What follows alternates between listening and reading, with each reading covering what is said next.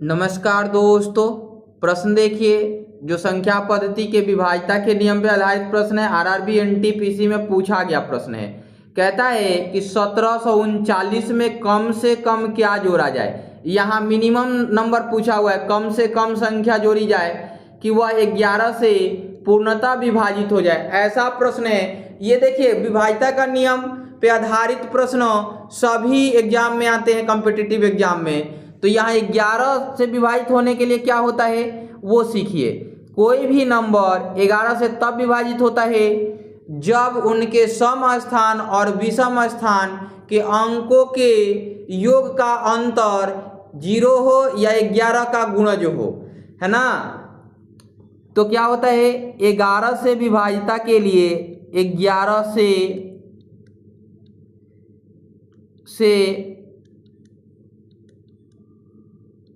विभाज्यता, है ना, विभाज्यता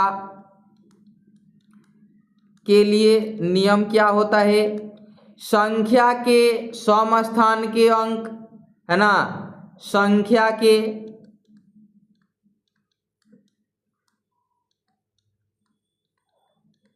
सम एवं विषम स्थान के अंकों का योग का अंतर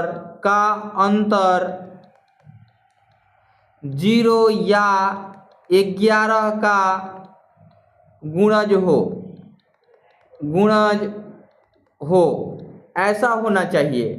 तो आइए हम देख लेते हैं कि ये कैसे अब निकालते हैं। यहाँ पे हमने लिखा 1739, ये लिख दिया।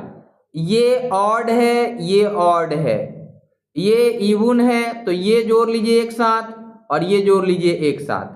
तो 9 7 16 विषम स्थान वाले और 4 हो जाएंगे। ये कितने हो गए, ये हो गए आपके 12। अब 12 में क्या जोड़ दिया जाए, कम से कम जो 11 का गुणज दे दे।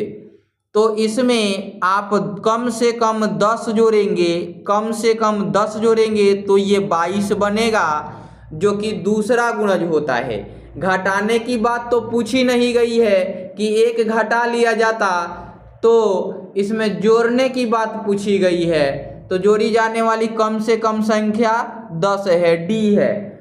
अब एक और कॉन्सेप्ट सीखिए।